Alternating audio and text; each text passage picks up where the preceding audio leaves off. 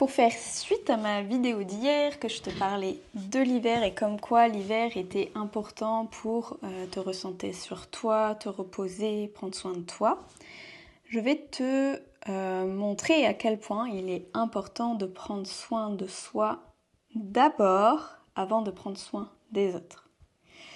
Je vais te donner un exemple très parlant.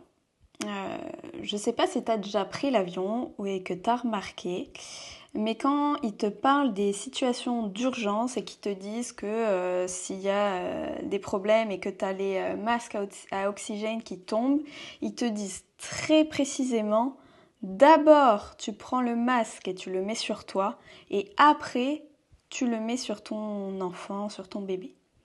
Parce que, imagine,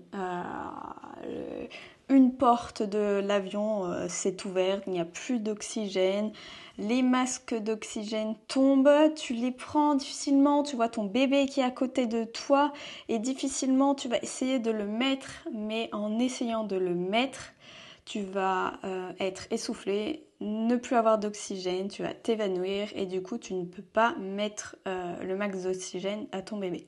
Alors que si tu avais eu le réflexe de direct mettre ton masque d'oxygène, tu aurais repris l'oxygène important pour toi pour avoir de l'énergie ou de l'air, de l'oxygène pour pouvoir le mettre sur ton enfant. Et en gros, c'est de ça que je vais te parler, à quel point c'est important de prendre soin de toi.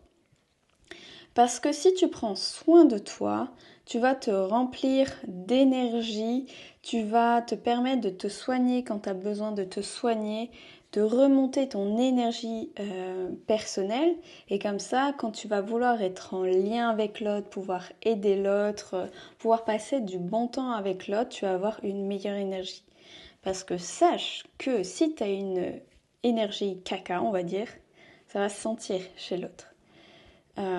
Si tu es trop fatigué, tu vas avoir du mal à donner de l'énergie à l'autre. Et même la qualité de ton énergie va être très significative. Donc c'est très important quand tu te sens mal de d'abord prendre soin de toi, remonter ton énergie. Comme ça, les temps que tu vas passer avec l'autre vont être encore plus qualitatifs, que ce soit un enfant, des amis, un compagnon ou n'importe quelle personne. Même si c'est au travail, tu as remarqué que en tout cas, moi, quand je travaillais en tant que kiné, je remarquais que quand mon énergie était très basse, j'avais très peu de patience avec les patients et que du coup, je pouvais être agressive à certains moments ou manquer de patience et du coup, la qualité de mes conseils en dépendait.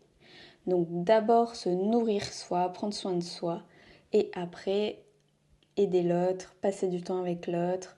Voilà, tout ce que tu veux faire avec l'autre, comme ça tu as une qualité d'énergie incroyable et l'autre le recevra très bien.